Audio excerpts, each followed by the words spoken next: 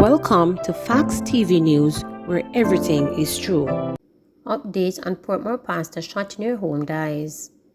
Linville Lewis, the pastor of the Spanish Stone Tabernacle and Greater Portmore Tabernacle, who was shot several times near his Portmore home on Monday, has died.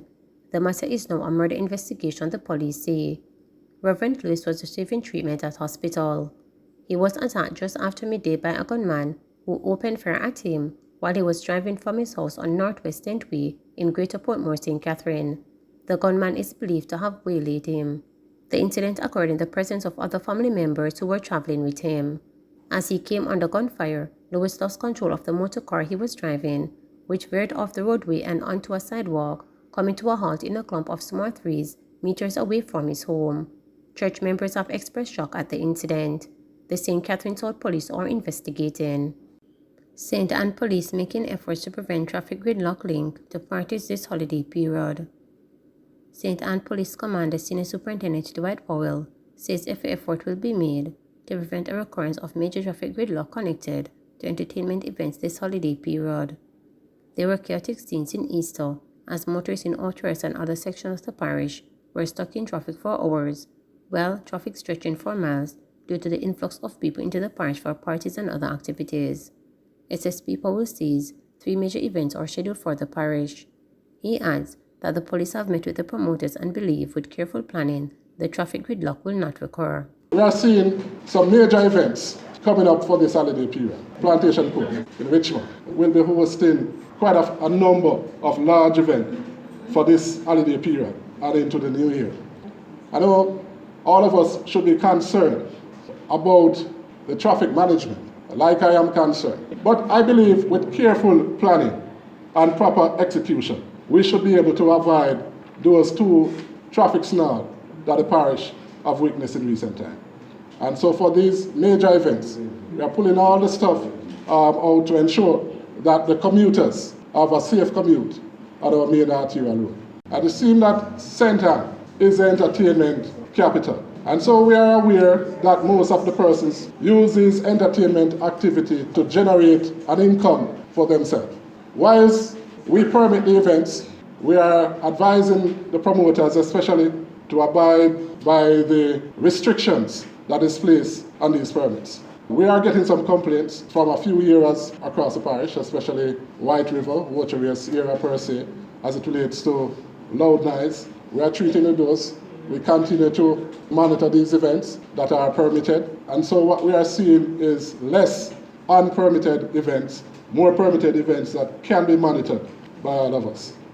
Meantime, Chairman of the St. Anne Municipal Corporation, Mayor Sidney Stewart, says the authority will sign off on the permits for the events this week.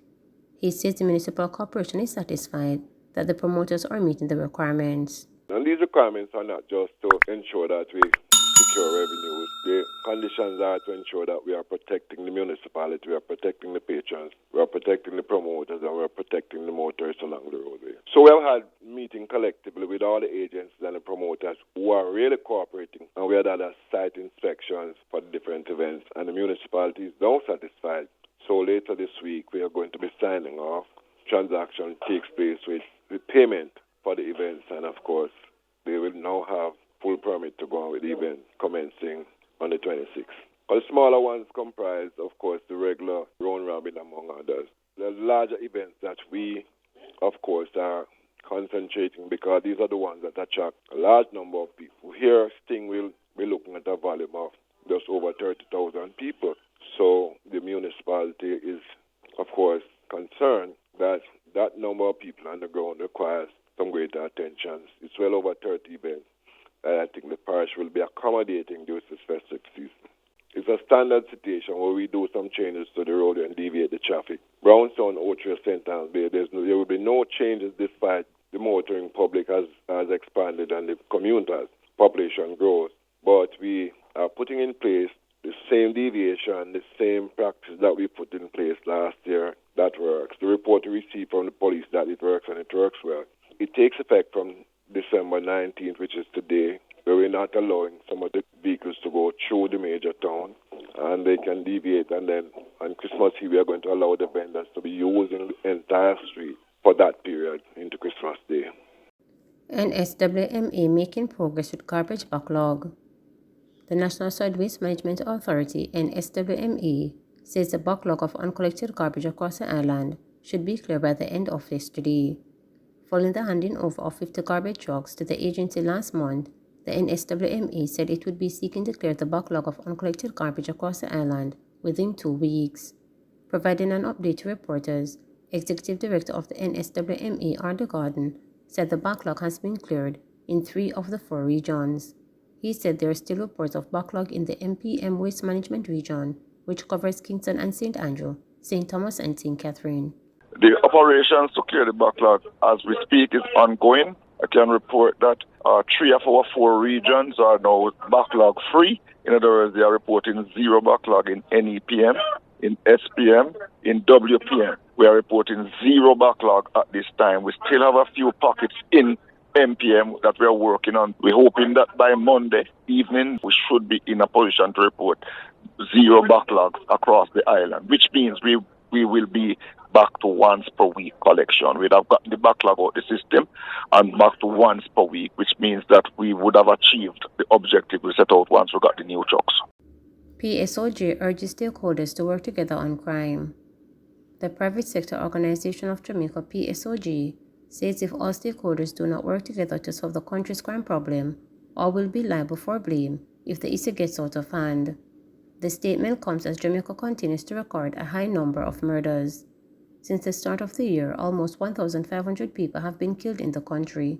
Several business establishments, including gas stations, supermarkets, and most recently, a motor truck transporting cooking oil, has also been targets of criminal attacks. In a bid to address the nation's crime issue, Prime Minister Andrew has declared state of public emergency in several parishes, as has hinted the measures, which will expire shortly, could be re-implemented during the Christmas season. In noting the attack on businesses and the country, newly installed PSOJ President Major Siaga is again stressing the need for national consensus on fighting crime. He said if this is not achieved, all will be at fault for allowing criminals to continue to wreak havoc. We have to be vigilant. We all have to be vigilant. But it also tells me that we have to come together as a nation, as one, as government, as opposition, as church, as leaders of social organizations, as businesses. We have to come together to solve this problem. You shouldn't have to be calling me about people having to be careful at Christmas because the thieves are ramping up their exploits. It is foolishness, and we need to stop now. Time has come where we need to come together, hands and hearts together, and get this problem solved once and for all. We cannot allow the couple hundred violence producers in the country to take away our country from us. It's not fair, and we shouldn't allow it. And truthfully, until we come together, it's going to be our fault for allowing. Yeah, the PSOJ under the previous leadership supported the SOEs, and that was a position that was taken by the entire council of the PSOJ. I have just been appointed as the new president, and I would ask the public to give me some time to meet with my council. However, based on the information that has been given to me, I don't see any change forthcoming at this time. Please remember to subscribe, like, share, and click the notification bell